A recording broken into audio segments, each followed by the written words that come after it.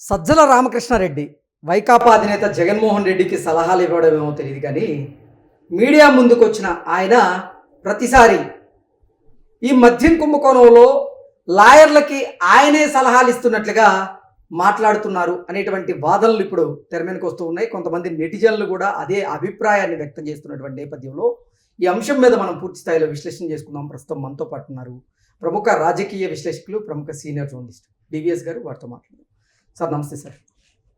సజ్జల రామకృష్ణారెడ్డి జగన్మోహన్ రెడ్డికి సలహాలు ఇవ్వడం ఏమో తెలియదు కానీ మీడియా ముందుకు వచ్చిన ప్రతిసారి మద్యం కుంభకోణం విషయంలో లాయర్లకి ఆయనే సలహాలు ఇస్తున్నట్లుగా, ఎలా వాదించాలో కూడా ఆయనే చెబుతున్నట్లుగా ఆయన మాట్లాడుతున్నట్లుంది అన్నట్లుగా కొంతమంది అభిప్రాయాన్ని వ్యక్తం చేస్తూ ఉన్నారు.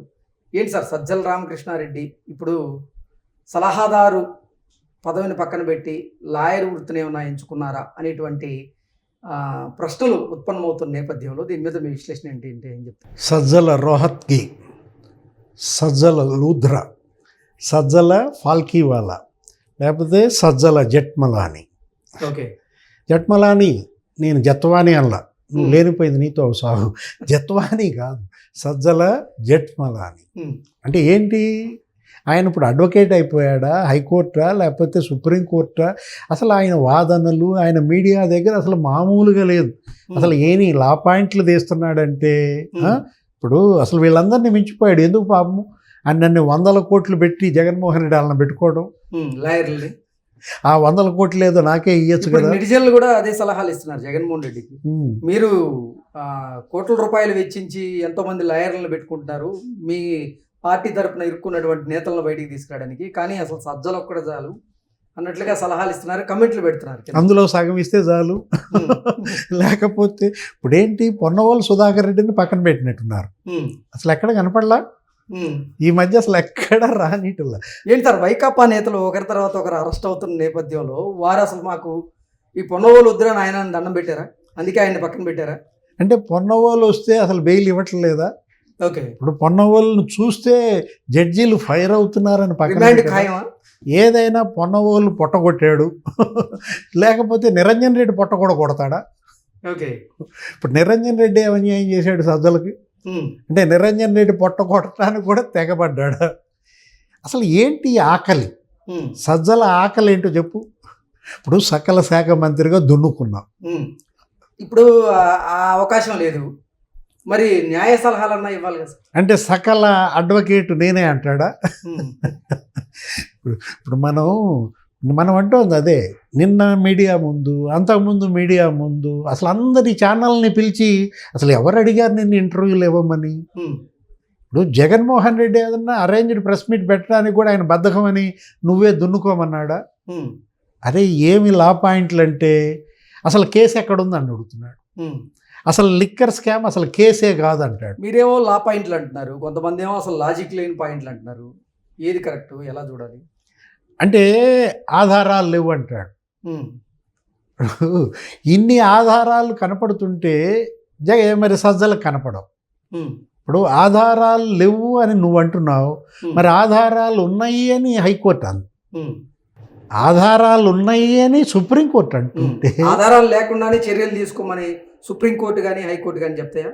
ఇప్పుడు మిథున్ రెడ్డి ఉన్నాడు, క్వాష్ పిటిషన్, లేకపోతే ధనుంజయ రెడ్డి, వీళ్ళందరూ క్వాష్ పిటిషన్లు వేసినా ఎందుకు సస్పెండ్ అయ్యాయి, ఎందుకు పక్కన పడేశారు? లేదు, ముందస్తు బెయిల్ అడిగారు. అసలు మిథున్ రెడ్డి పేరు లేకుండానే బెయిల్ కోసం వెళ్ళాడు, దాని మీద అక్షంతలు వేసింది. నీ పేరు లేదు అందులో, నువ్వెందుకు బెయిల్కి వచ్చావని. అంటే గుమ్మడికాయ దొంగలు ఎవడంటే భుజాలు దౌడుకున్నారు.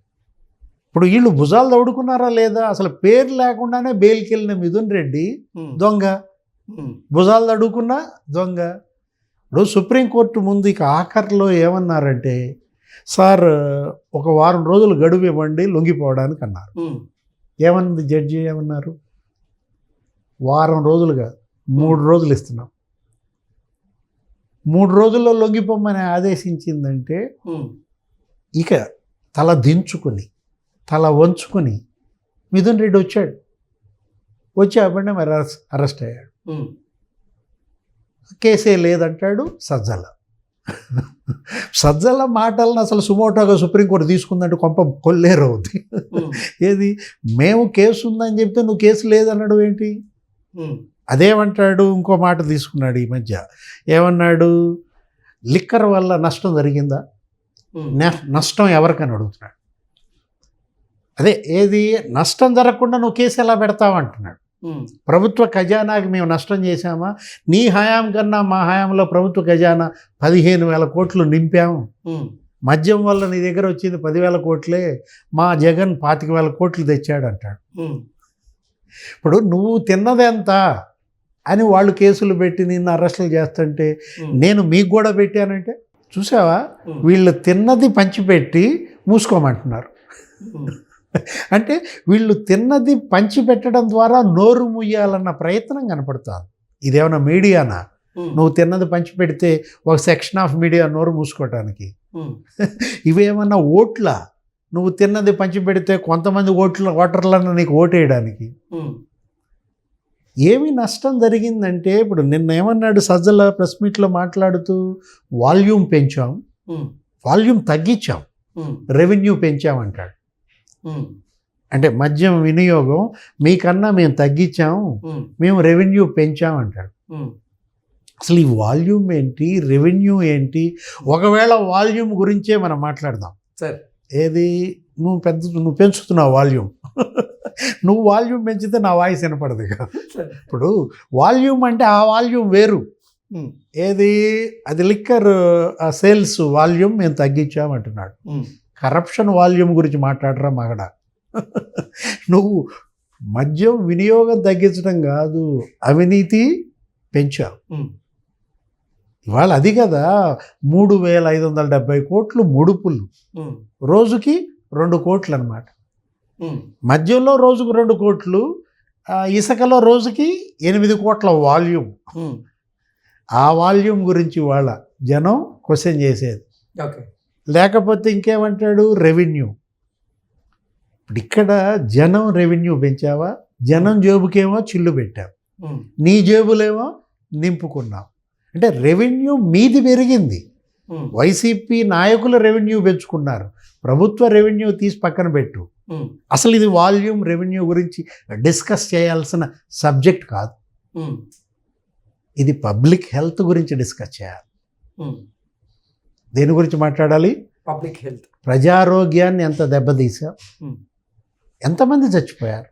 30,000 మంది చచ్చిపోయారని పురంధేశ్వరి 3 ఏళ్ల క్రితం మీ సీసాలు పగలగొట్టింది. ఆమె అసలు లేఖల మీద లేఖలు రాసింది, శాంపిల్స్ పంపింది. బొండా ఉమా అయితే అసలు ప్రెస్ మీట్ పెట్టి ఆ సీసాలన్నీ చూపించాడు ప్రెస్ మీట్ మీద, ఆ టేబుల్ మీద.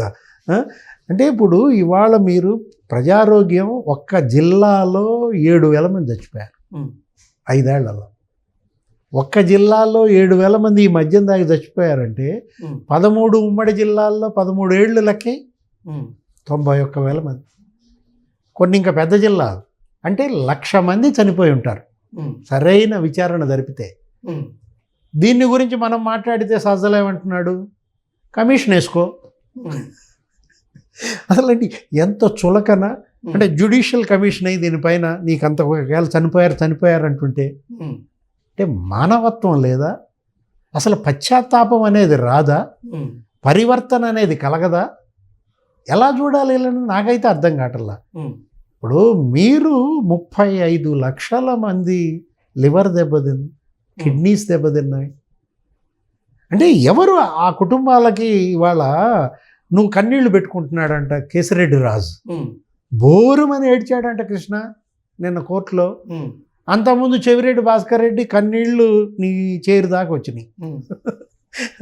అరే అక్కడ ఏడిస్తే ఇక్కడ చైర్స్ మునుగుతున్నాయి. ఇప్పుడు మీరు కన్నీళ్లు పెట్టుకుంటున్నారు. 1,000 కుటుంబాల కన్నీళ్లు పెట్టినప్పుడు ఎన్ని కన్నీళ్ళ ఉసురిది వెంటాడుతున్నదా?